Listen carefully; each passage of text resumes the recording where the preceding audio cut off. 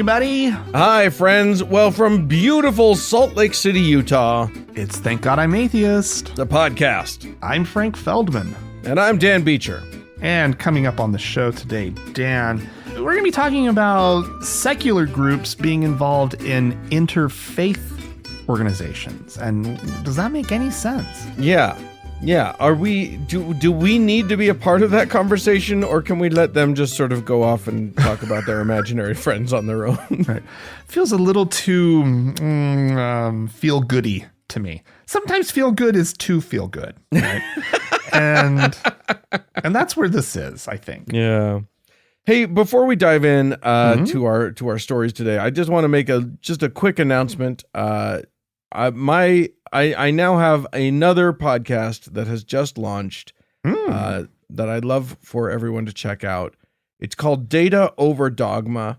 And you can find it on all the pod places. We also have a YouTube channel. We're doing it all video as well, which is a nightmare for me. So you'll have to forgive how bad I look in the first several episodes. God. Do you have to do like makeup and stuff? Like No. But I had get your hair finding. I just had trouble. I struggled. Your outfits clashed. Right. Anyway, it just so that you know what it is a podcast about biblical scholarship. But the guy that I do it with, he's a TikTok star. We're gonna have him on the show next week. His name is Dan McClellan. But he's got the goods. He's a scholar of the highest order, and we just talk about what is and isn't in the Bible. It's totally clear-eyed. It is non-devotional, obviously, because it's me, and and I think you guys I think a lot of you, if you're interested in the Bible, you might find it fascinating. So go check it out if you're willing to, because we can use some heavy numbers up front. And then if you don't like it, you can stop watching it. Yeah, totally. Anyway, thanks. All right. Well, Dan, first up, we've got some news of the week that we need to tell each other about and respond to. We need to get it out there. We need to tell the people. Some important stuff, such as Calvary Church in San Jose.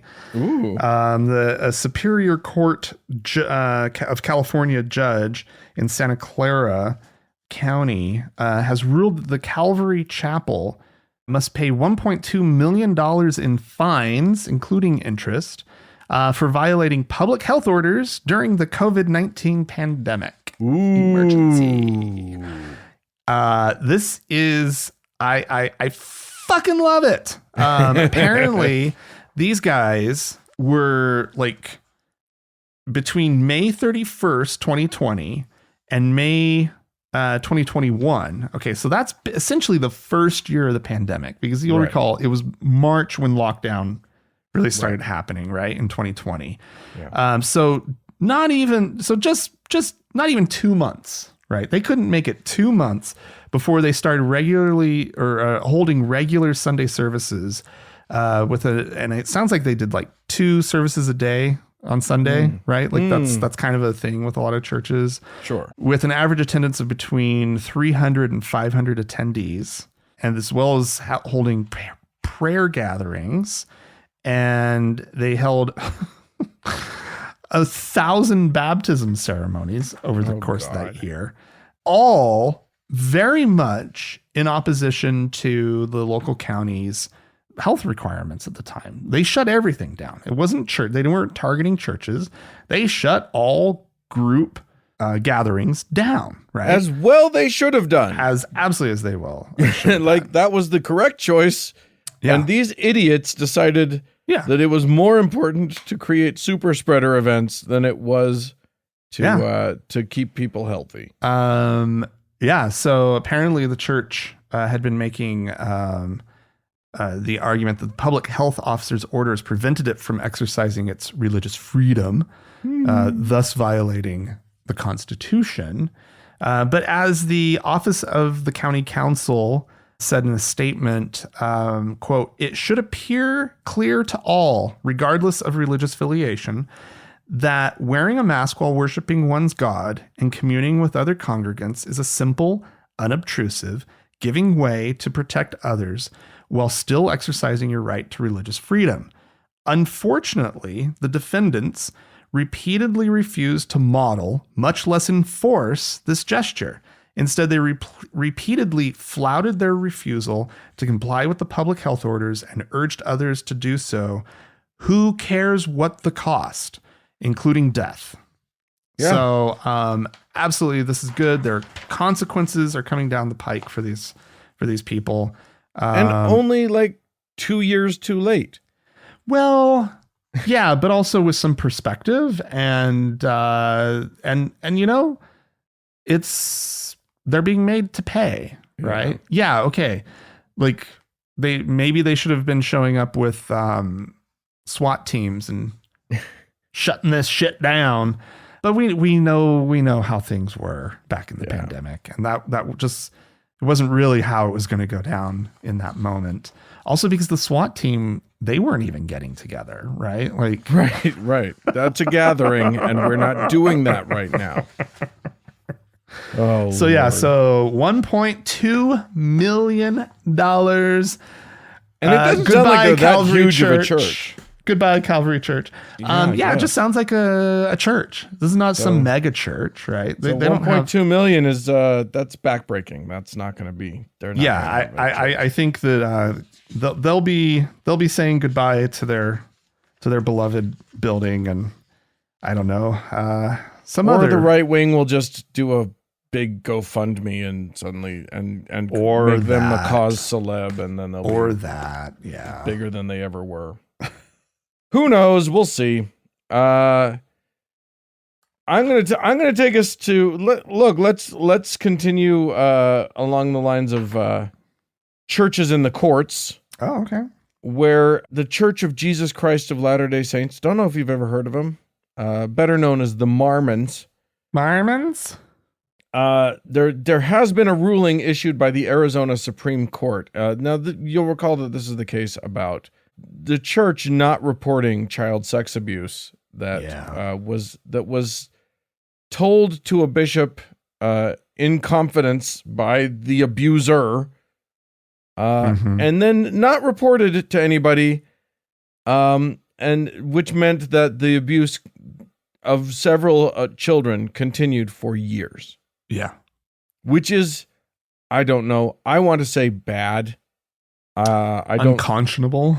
I don't really like the idea of the abuse of children. Call me a maverick. Yeah, and the idea that like people outside of the situation were made aware of this, and all they could think about was their legal responsibilities and legal exposure. Yeah, and PR.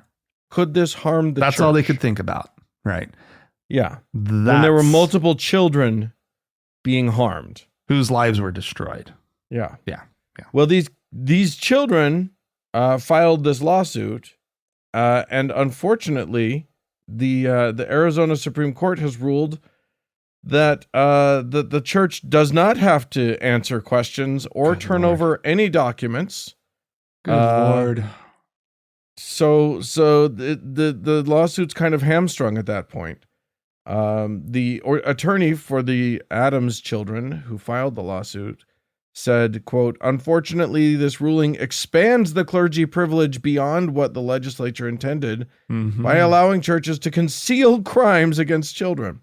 Yeah. I don't know. Maybe that was exactly what the stupid legislature intended.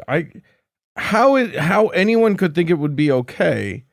Like, there's no need for the penitent to have secrecy about an ongoing crime that they are committing. Yeah. There's no compelling need for that. There's no religious need for it. It does no one any good. They can repent in prison. Yeah. Right? Like that's part of your repentance, is taking ownership of what you've done. You would think, right? You would think. Yeah. But that's not how religion works. That's not how Christianity works. Anyway, and certainly not how Mormonism works. Yeah.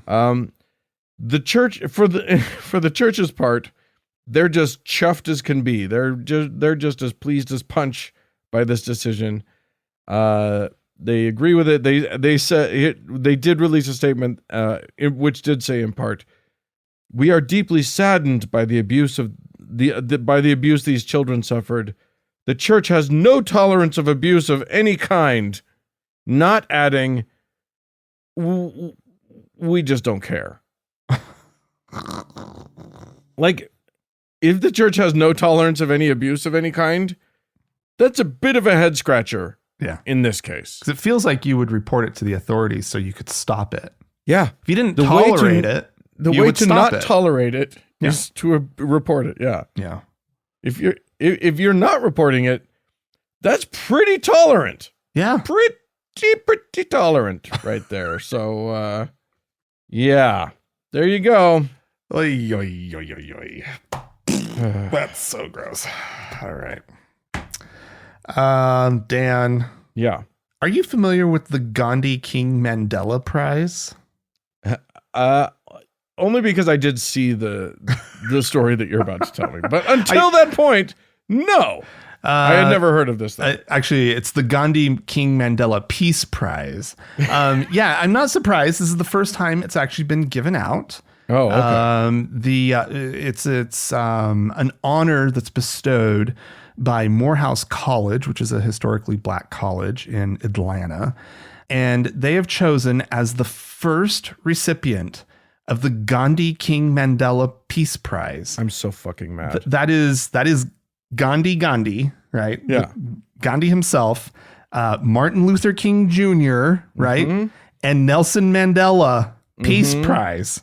Yes, a prize in those people's name goes to, drumroll please, Russell Nelson, president of the Church of Jesus Christ of Latter-day Saints, the Mormons. Are you kidding me? It is wild. I'm so mad. Wild. Yeah. So apparently this is the Reverend, what's his name? Lawrence Edward Carter Sr.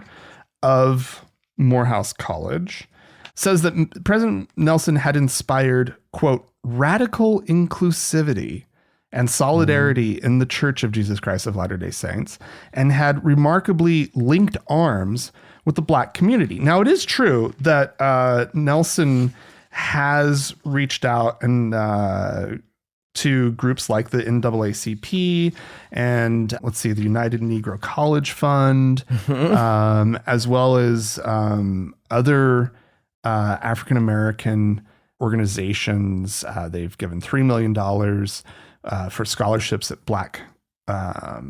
for black college students in Atlanta. They gave $6 million to help inner city black communities. And they have done, and this is true. It is under Russell Nelson's leadership that the support went out. But I will continue. Yeah, also, at the same event, Morehouse College also unveiled new portraits, side-by-side portraits of Russell Nelson and Abraham Lincoln. God.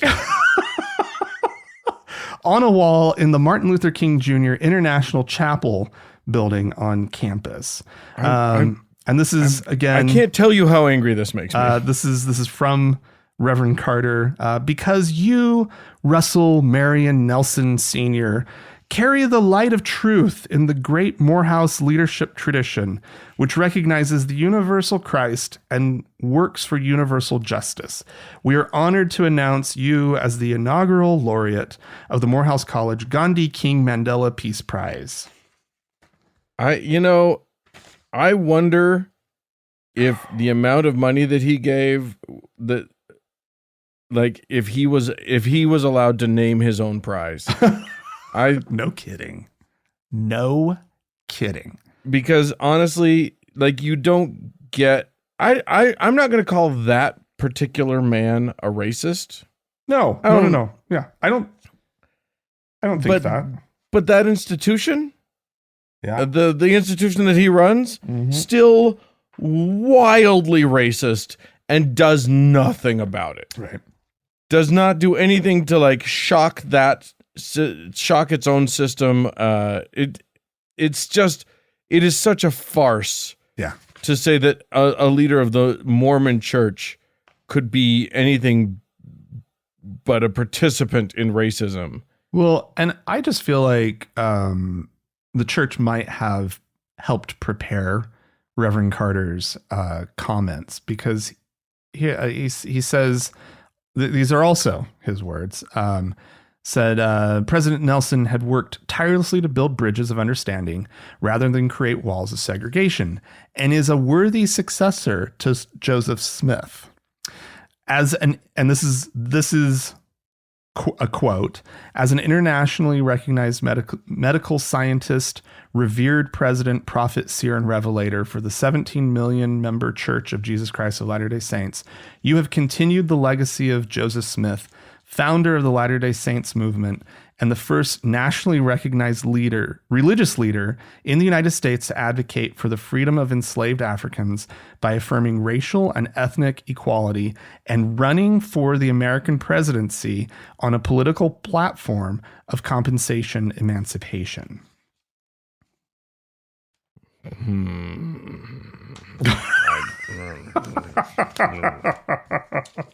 I just feel like the church's PR department was instrumental in writing that statement. There's just too many of their most favorite little things in there. 100%. Like you're absolutely right. He got to name it. Yeah. He got to write what the person giving it to him said, so forth and so on. Like, this was bought and paid for, this award. I think so. Yeah. I don't want to, question the motives or the ethics of, a historically black college. Sure. No. Yeah. But, I know how these nonprofit organizations work. I know how the begging for money of such a thing happens. And I'm just mad. I'm just mad about it. Morehouse College is the real deal. Like it's a great school. Yeah. And they know how to play the game, right? Yeah. Like, I don't think that's besmirching anybody to point out how the game is played. Right. And frankly, that is as good a place for the fucking Mormon money to go as any. So, you know what? Yeah, absolutely. Like, great. If this is their cause, it is a cause that needs more money, and they've got it. Like, they got a lot of it. So great. Yeah. Great. I'm going to make this a public announcement. If Russell Nelson decides to give Thank God I'm Atheist $4 million, we will give him the Jesus, Muhammad, Krishna, everybody good in the world award. Right. For excellence in everything. Right. Yeah, totally. You name the award, we will present it. We will give the speech you want us to give. Yeah. We will not bring up Brigham Young or any of the horrible racist presidents of the church that came after. We will literally say out loud that we disavow everything that we have just said on this podcast about how racist the church is. And we will say out loud that the church is not racist at all, and has actually always been great for everybody. Yeah, and we will officially sign off. Yep. Yeah, because you and I, Dan, you get 2, I get 2. I think we'll be fine. Yeah, that we are that mercenary. Hit us up, Rusty. We're waiting for the call. All right. I'm going to take us to the Holy Land, and in this case, not Salt Lake City. So we're talking Jerusalem. We talked. Was it last week? We talked about the Holy Land and all the rumblings and the various. I think it was last week. Two weeks ago. I can't keep track. Who can tell? Anyway, look, there's a lot of beef going on over there in Jerusalem between the Jewish population and the Muslim population. Yeah. But what you don't hear about is the Christian population. Because they're so peaceful, Dan. Because they are the true religion of peace. So well behaved. No, it's because they're a tiny minority and they're just trying not to get squashed. But unfortunately, they genuinely are kind of getting squashed. This is what happens when you get an insane right-wing nationalist government. Benjamin Netanyahu's Jewish nationalism is as ugly as it gets. And and he's basically, like Trump did here, he's providing cover for a lot of fucking hatred out there. Yeah. And so this is one of those rare instances where I will grant that Christians are persecuted, because there's only like, I think, what is it, 17,000? I know I have it here somewhere. 15,000 roughly Christians in Jerusalem right now. Strangely, the majority of them are Palestinians. I did not know that. Did you know that? I did not know that. No. A little weird. Anyway, Christian edifices, Christian controlled churches and everything, like, for instance, the Church of the Holy Sepulchre, where many Christians believe that Jesus was crucified, though that's probably absolutely not true. These places are getting vandalized. There are increasing attacks against these spaces and whatever. The delightfully named Latin Patriarch of Jerusalem, this is someone who was appointed by the Vatican to sort of be their voice in the Holy Land. His name is Pier Battista Pizzaballa, which Pizzaballa. It's got to be fake, right? An AI must have written this. I don't know how I got an AI written article in my legitimate sources, but there's no one named Pizzaballa. Which I have to say it like that. I apologize. I didn't even want to do this story, but I can't not do it because his name is Pizzaballa. Pierre what? Pierre Battista. Pierre Battista. Okay. Pierre Battista Pizzaballa. Father Pizzaballa, who said that the frequency of the attacks, the frequency of these attacks, these aggressions, has become something new. They've already had more sort of incidents of attack. Things like graffiti and whatever. Yeah. They've already had more this year than there were all of last year, and we're only in April, so. It's going to get worse. It's going to continue to get worse and worse. The people who are I want to say colonizers, but that's not right. What do they call it? What do they call the settlers? The settlers. Thank you. I'm like, I don't. Yeah, the whole Israeli settlement movement has been completely galvanized. Many of the high-ranking officials in the government there now are far right people, including like people who have been convicted of criminal behavior and stuff. But yeah, the Israeli government is now populated by people who are totally willing to turn a blind eye to violence against non-Jews, and so that's the thing that's happening. There you go. Isn't that just lovely? Yeah. A lot of fun. Look, the Jews have been persecuted so much for so long. It's their turn. That's sick. The way that you make it right is by then inflicting it on someone else. Yeah, it's kind of a perversion of turning the other cheek. That's right. Right. Like, yeah. Anyway. All right, Dan. Yeah. News from Minneapolis, Minnesota. Ooh. Here in these United States, Dan. Yeah. Oh God, this had better not become a national trend among like liberal cities. I will be very, very disappointed if this comes to Salt Lake. Minneapolis has in a unanimous city council decision, they are amending the city's noise ordinance to allow for the Muslim call to prayer 365 days a year. Oh my God.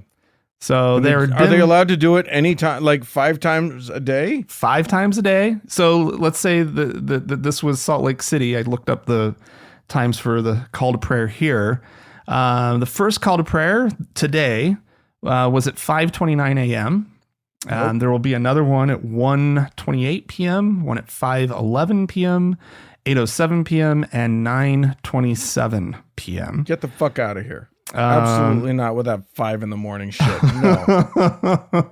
In Minneapolis, there are times of the year, because they are obviously further north, that it is essentially 5 a.m. that this will be happening.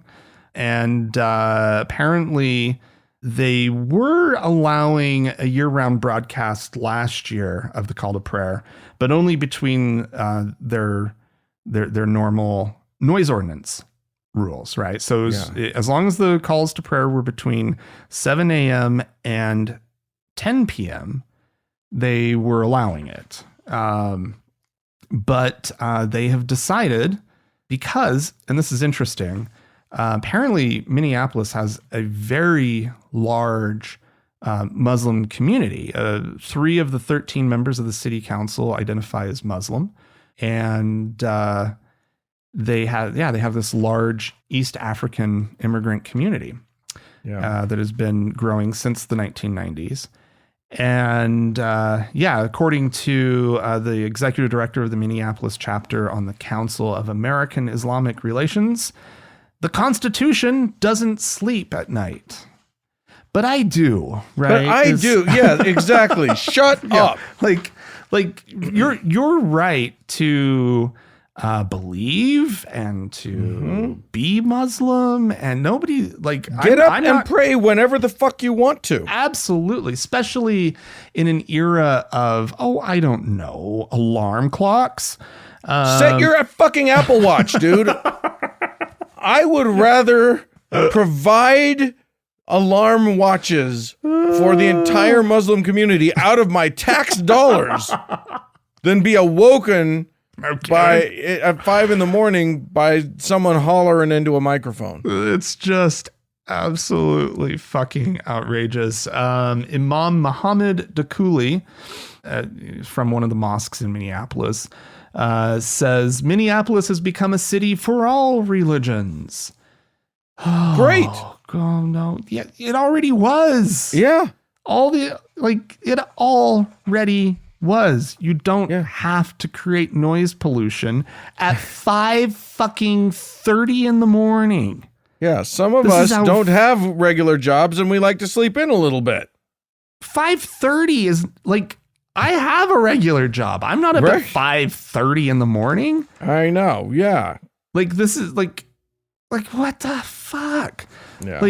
Also 5:30 and then this huge gap until 1:30, and then they start to ramp up until 9. I mean, I don't even care so much about the 9:30 p.m. one. I don't want to hear this shit, period. And here's the deal. We need to understand that our secular government, right, does not need to be allowing these kind of things, right? Yeah. What's important is that all the different churches and religions and whatnot are treated the same. Fairly. Right. Yes. And so the church bells at the nearby cathedral, they shouldn't be tolling at 5:30 in the morning either. Right. And they probably aren't. Right. I don't know what the schedule is for bell tolling in Minneapolis, but they probably aren't ringing at 6 in the fucking morning. Right. And so it's just here's what I think needs to happen. I think the Satanic Temple needs to get a space not too far from a few state legislators' homes. Yeah. And they need to start blaring, death metal at 4 in the morning. Yeah. There has to be a balance. And right now, this is we have the psycho, right? Yeah, religious right in this country. And then we have a liberal city council. I just have to guess it's a fucking liberal city council here that's just like, oh, well, yeah, we have to treat the Muslims equally and we have to give them this and blah, blah, blah. And it's like, no, it's not unequal to say, hey, we don't want you to be so loud. Yeah.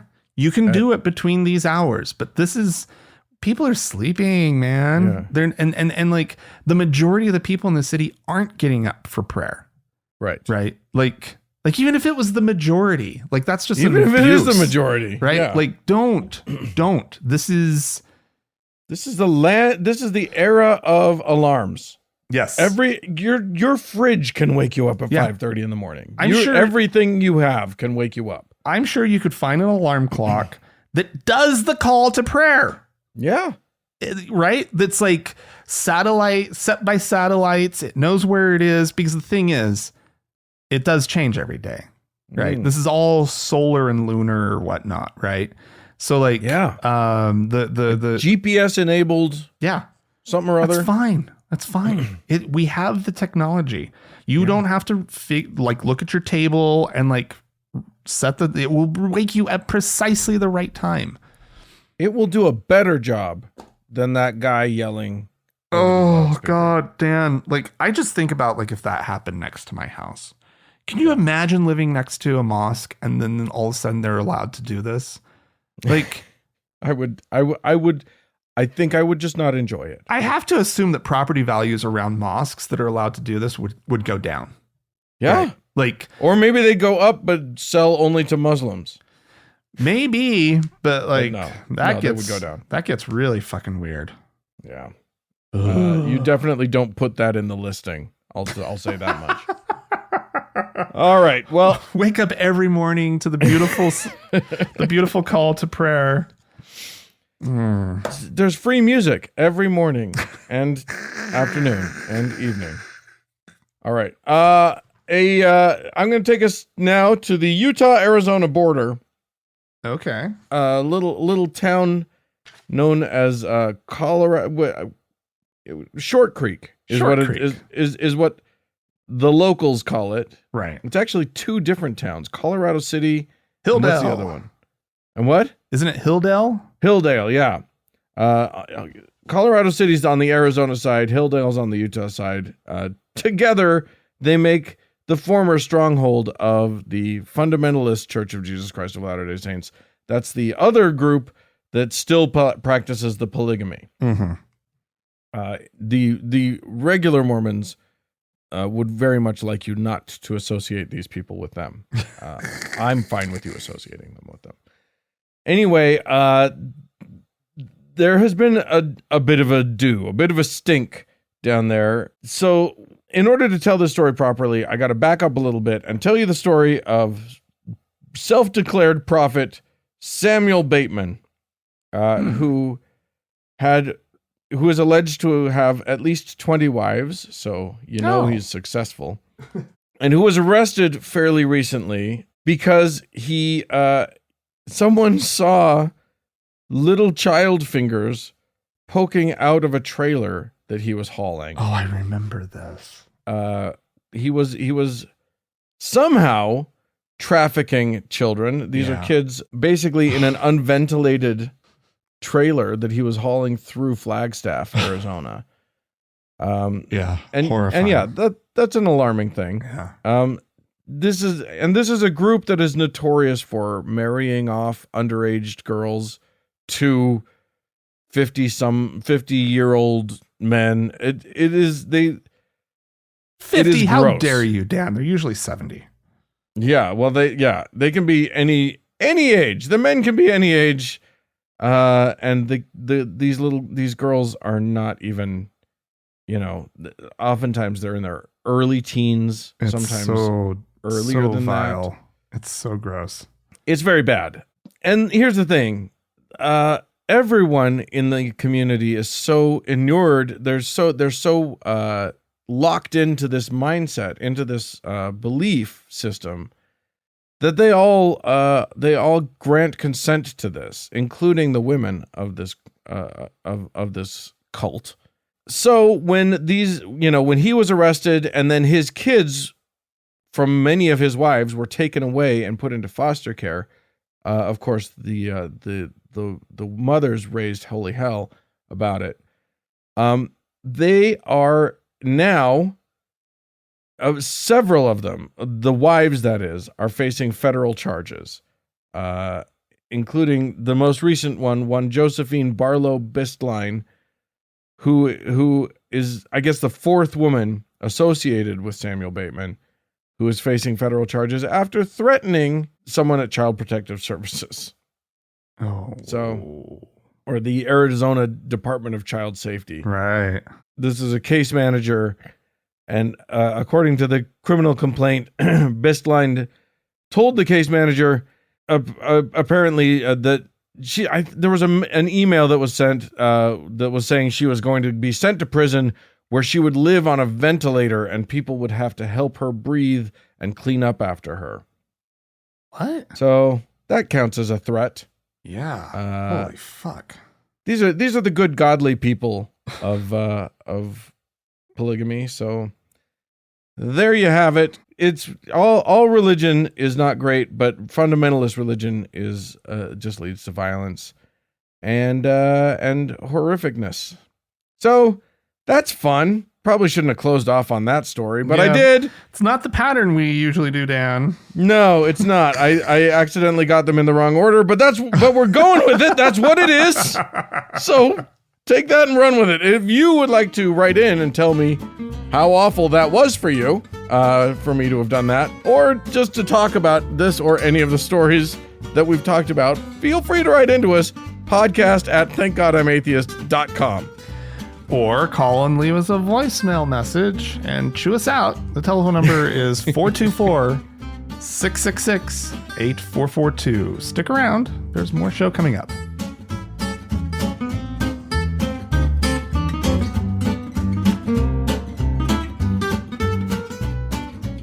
Well, Frank. Dan? Do you remember the name? You probably don't remember the name Rachel Hamm. She presented herself as a candidate, I think, for the California Secretary of State. I think it was Secretary of State. Anyway, she failed in that attempt. She's a far-right nutjob Trump lover. And now she doesn't know what to do with herself. But she has appeared on, apparently Roger Stone has a show. The Stone Zone. It is the Stone Zone. On Lindell TV. Oh, God. Somehow associated with frankspeech.com, which is not about you, so it's not a good one. Right.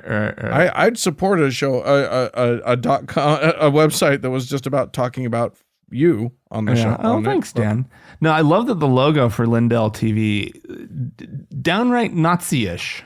Yeah, I mean, it's got a sort of a weird curving American flag with a cross in it. I don't know. Yeah, it's pretty gross. Very, very weird. Anyway, Rachel Hamm has some things to say about where she's going in her future and why.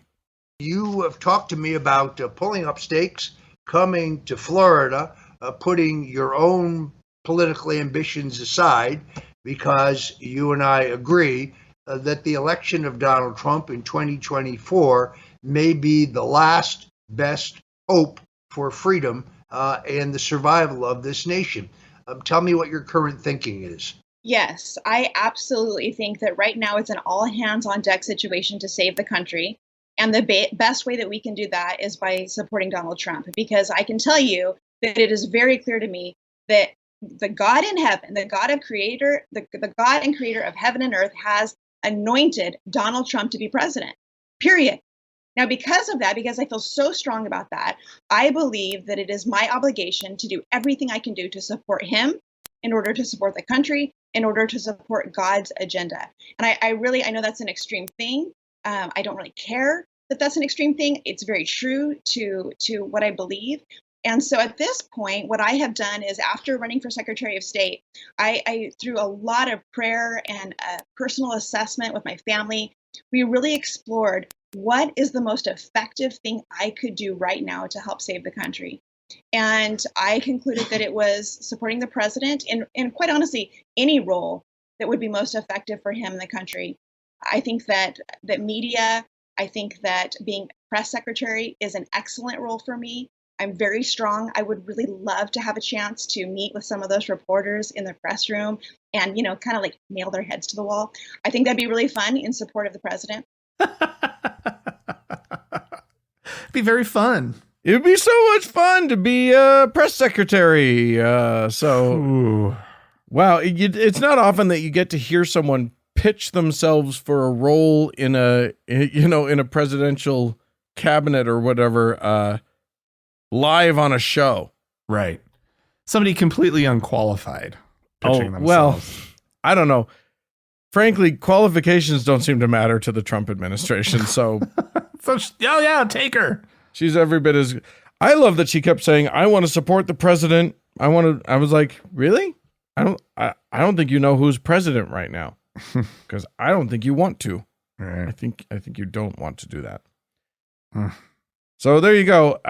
We'll stop talking about Trump and politics when it stops being a cult.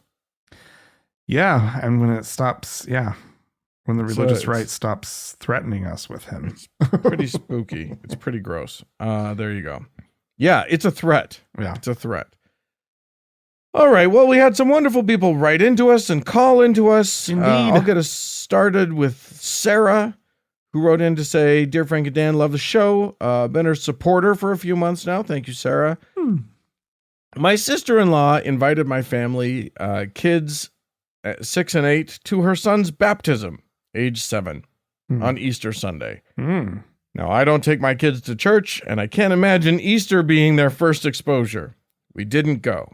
But she said we should at least watch it on YouTube because we would be blessed if we did. Ew, they stream it? Yeah, I don't know. I don't know what denomination this is, but yeah, not great. So my husband and I watched. The minister told my nephew we were all sinners and then used a metaphor of a glass of water with a splash of dog pee in it to explain how no one would want to drink the water because it was dirty. Someone would have to do something about it. That's in quotes. It just makes me so sick. I'm sure she is upset we didn't come, but I can't believe he has been exposed to that. Yeah. Like so much of Christian rhetoric is inappropriate for children. Yeah. And like psychologically deleterious. The number of people that you hear about who are, who have to go to therapy because they're traumatized by, visions of hell, and thinking that rapture anxiety, just any number of crazy thoughts that may or may not even be biblically based, but man, people feel totally comfortable. Yeah. Telling these kids these horror stories. I remember being 8, right? And being sort of prepared for baptism, right? And being told that I was a sinner and everything. And I honest to God, I was like, I don't really feel like I'm a sinner. Right. That's not sort of how I see myself, right? It's like, you guys know I'm 8, right? Yeah, there was kind of that too. I'm a child. I was like, whatever mischief I might get up to, I don't know that it's sin. Like I remember having like this little bit of self-awareness where I was like, yeah, I don't know about that. Yeah, interesting. But internalizing the idea nonetheless, right? Well, and the way the Mormons set it up, they sit you down, the bishop sits you down in a very important interview and says, after this, your sins will be washed clean, meaning after your baptism, your sins will be washed clean. And after that, everything counts. Yeah. And it's like, oh, fuck. Then don't do it yet. Give me more time. Yeah, I remember. Let's postpone this until I'm 40. And then we'll do it. And then we'll wash all those sins away. Because I've heard about some stuff that I'm kind of interested in. Yeah. I need to try some shit before we do the grand cleansing. Oh, how risky that would be, Dan, to live that way. Oh my God. Did you know that Mormon Church, they used to do rebaptisms and just re-wash people away? What? No. That happened a lot in the early Mormon Church. That's great. Yeah. So it should be. Yeah. Right? Like, just go down for your weekly baptism. Yeah. I mean, it says three. It's the equivalent of 3 Hail Marys and 4 Our Fathers or whatever. Go have a big, Friday, Saturday night, and Sunday morning get baptized. Be good for the rest of the week. Exactly. We have a voicemail, do we not? We do indeed, Dan. This is from Donnie. He's a lot of you will recognize the name, Donnie from Mount Shasta. He's calling in response to our story about Michelangelo's David. The idea of nudity and nudity itself is a sin. I mean, obviously. Hey guys, it's Donnie, Mount Shasta, California. I was listening to the episode about pornography versus nudity, about the whole Statue of David thing. And I just had kind of a funny little snippet. When I was younger, my mother, my very Mormon mother, was so appalled that I was actually the model for an art class that was doing nudes at the University of Utah, actually. And she thought that I was just bearing everything, and she called it porn and was completely appalled that I was doing it. Now, little did she know I had been performing in some adult films for quite some time, and I'm sitting at the table with my entire family, and my older sister goes to say, I can see it in her face that she's about to be like, well, what are you so worried about? He's been in, and I looked at her like I was going to kill her, and she's like, oh, he's done this plenty of times. And my mom's like, I just can't believe it. I raised you better than that. You don't uncover yourself in front of other people. That's only for you and God to see. And I just thought it was so funny. But anyway, hope you guys are having a good one. And as always, love the show. Oh, that's Donnie. Amazing. No, Mom, that's the tame stuff. Yeah. You don't want to know about the stuff you should be horrified by. That's the easy one. Oh, your Mormon mom. Oh, bless her heart. Were your parents, Frank? Were your parents prudish about art? Let me think. Like nudity? Like, I don't remember any time in any museum where there was nudity, them being childish about it or anything. Okay. Because that doesn't strike me as a universal Mormon experience. I think a lot of Mormons are cool with it. Well, and there's it's hard to fully pin my parents down because they're converts, right?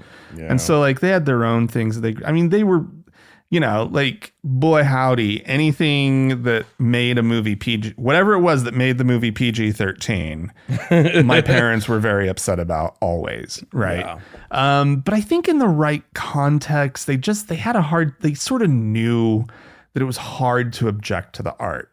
I would think, right? Yeah.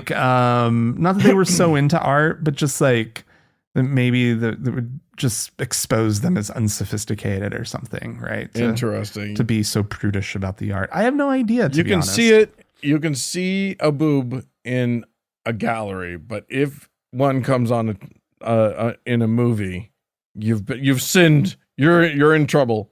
Every boob in its correct place, right? Yes, exactly.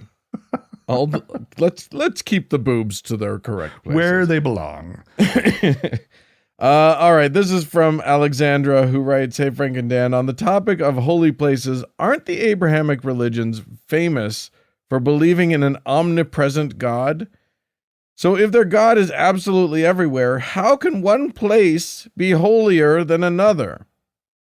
Yeah. This is logic and reason. Logic and reason. It doesn't. I don't think you're allowed to add those, to use logic and reason. Alexandra goes on, it isn't like the ancient Roman or Greek beliefs where their gods were finite in power and had temples or mountains where they supposedly lived. Yeah, that would make a little more sense, to believe that God's private residence is holy and should be respected by going and begging him for wishes from his front yard. But I know that at least in evangelical beliefs, the church is more of an abstract concept of the people rather than the buildings. Yet even they get into the stupid sacred places battle. I recently saw a lady going off in the comment section of a video about a prank in a church, and she was big mad about them disrespecting God's house. And this little bit nugget is cute.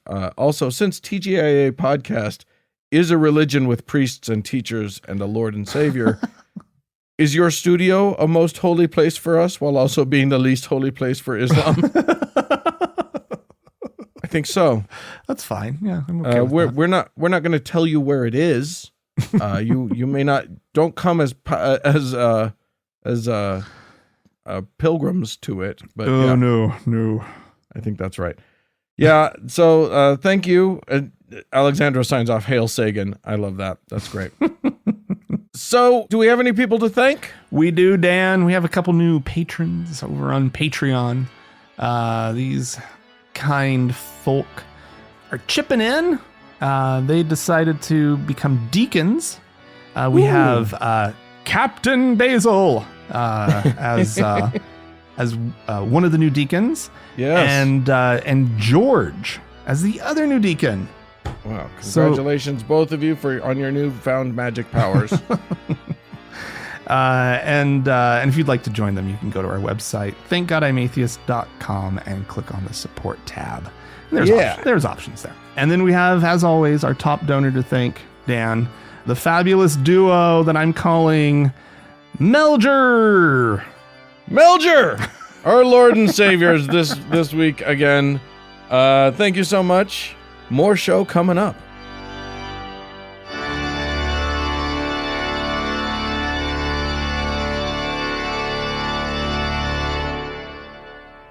Hey, Dan. Yes, sir. You came to me with this idea. Because you had heard about or read about some secular groups that have been participating in interfaith groups or organizations. Because this is a thing. These interfaith groups exist where you get, a couple Mormons, a couple Jews, a couple Catholics, a couple Baptists, some Christians, some Muslims. Yeah. You get they all walk into a bar. Yeah. And they get together and they talk about the issues that they all care about, I suppose. I don't know. I've never been to one. I have no idea. And they do some activist work. Sure. So, there are interfaith or groups and organizations that, will lobby for specific things and whatever. Yeah. They find these points of alignment. Right. And it seems like, I'd rather they all be, or not, it's not all of them, unfortunately, but I'd rather some of them, a few representatives of them get into a room every once in a while than that they all just hate each other. It's a far better thing. Yes. It's meant sort of in the spirit of cooperation and peace and ecumenicalism. Yeah. Yeah. The question is, where do we fit into that? Because here's the thing. As of right now, I think, and this article was in the Religion News Service. It sort of opened with an atheist who wanted to give the invocation at the Arizona State representative, whatever, on the opening day of the legislative session. Oh, uh-oh. And so this atheist, I guess she is a representative there. She delivered the invocation and did not invoke a higher power. And then was basically told that she hadn't done it, and it was she'd failed. Yeah, she invoked correctly. She invoked humanity instead of magic person in the sky. She said, "Remember the humanity that resides within each of us." Blah blah blah. How dare she? And apparently that violated the rules of the Arizona State House. No. Yeah, they actually had a rule that apparently no, you must call upon God. Yeah, and here's the thing. the story is about sort of Christians and Muslims and people standing with this woman, Salman. Her name is Athena Salman. And apparently, a bunch of religious leaders stood by her. And I think that that's great. And as long as politics and religion are as deeply intertwined as they are in this country, I think we kind of have to be in those spaces. Oh, really? This is my thinking. I feel like we have to be part of this conversation. We are the fastest growing religious demographic in the country. Mm-hmm. And I feel like we while this is such a dicey moment for religious freedom and the freedom of the non-religious, we need to be in all of those rooms. As long as, Dan, it's not just one atheist group that's in the room. Well, that's the because problem, there's right? not just one Christian group in the room. Yeah. Right? There's we need the American humanists in the room. We need the American atheists in the room. We need one of us. Yeah. Both of us. Both of in us. In all of the rooms. In the rooms. You and I. But Frank and Dan they get all these different colors and shades of what religious is, right? So the room is just filled with, all of these religious representatives. Right. And what? One atheist walks in? Right. When we're what percentage of the country now? Right? Well, yeah, you're right. But if we're the going to be in the nuns room, are like almost 30% or something like that. Then we need some nuns in there. Right? Yeah, the nuns need to be a third of that room. Yeah. So we need a couple atheists. We need an agnostic. We don't need agnostic. We don't need. Sorry. Anyone who's using that word, we don't need. They've abdicated any position taken. Oh, this is such a known button, Dan, that I can just push, and then Dan recording goes. Boop. No, but you're right. We agnostic's not a thing. It doesn't exist. Fine. It's fine. Everett, no, I believe that everybody's agnostic. Oh, that's right. That's your thing. I've tuned it out so many times now, Dan. Yes. You're really good at tuning out what I say. You're quite good. You're quite adept. No, but the point is, right? Like we need as many non-believers in there that sort of makes sense, right? Like they're overrepresented in these groups. Oh my God. Right? Like if you were to include an atheist in this thing, right? Like if that organization was as open-minded enough as to allow an atheist in, then they need to be allowing in a bunch. Yeah. Right. And it needs to be an uncomfortable number for them. Yeah. Right? That's probably true. Because they feel so good. The ones that do allow the atheists in, they feel so good about themselves. Right. They're so proud. Yeah. Look at what we're doing. Yeah. But yeah, I mean, I think it would shock the world if we as non-believers, as the unaffiliated, were adequately represented in the political sphere as well as in the conversations about faith. Oh yeah. I don't think anybody has a sense of it. If any of these rooms were a third non-believers, they would be shocked by what they heard. Yeah. And we are so incredibly far from that.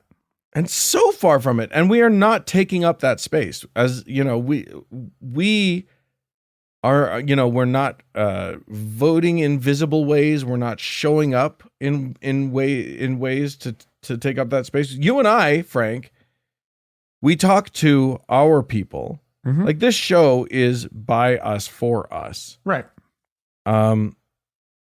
But it is not getting out into the broader sphere. Yeah, that's true. That's not the point of this show. But shows like this aren't contributing to sort of the visibility of atheists in the world. in our country. So I don't know what the answer to that is. I do hope for a time. I kind of crave a time when, when things work as they should, when government is entirely secular, mm-hmm. and we can just say, no, you faith people, you can have your spaces and have your interfaith things. We don't need to be a part of that. Off you go. It's fine. Have fun over there. Tell us what you come up with. Oh, look how cute. Yeah. I long for that. These deluded people off thinking they're solving problems. No, that was your word, not mine. But yeah, I mean, like, I long for the time when I don't have to be a part of that. You guys go off and have your club. and I'm definitely, because I'm not a part of that. I don't have a faith. I don't believe in a religion. Right. And so, like, I kind of don't really belong in those conversations, except that you keep inflicting it on me. Right. Well, and where else do we go to have, like, where else could we go to have any kind of conversation with those people? Yeah. Right. With those groups, right. Who desperately need some exposure to non-believers. Yeah. Right. They desperately need it. They need to see good people showing up. This week on the Frank and Dan Diaries, we talked about you, Dan, showing up as a volunteer for a flooding thing that was happening in your neighborhood. Right. Yeah. And then it was mostly like Mormons who were showing up to like fill sandbags and whatnot.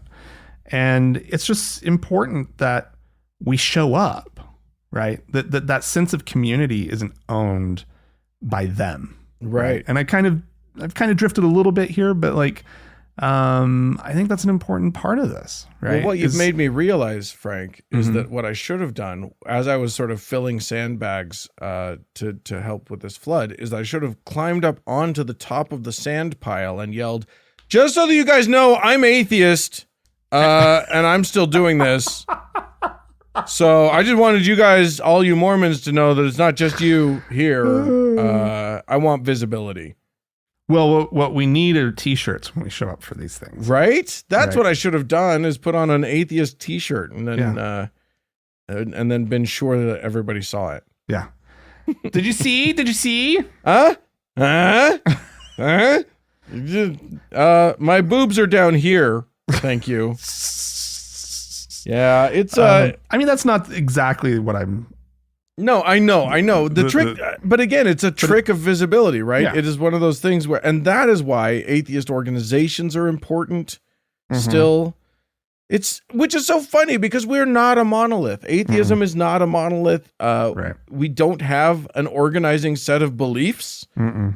We are organized around a couple of things that we don't believe, which is a very weird reason to organize. But at this moment in history, it's really kind of important. Yeah. So, I don't know. Go join a group. Get out there and do some stuff and be visible, I guess. Yeah.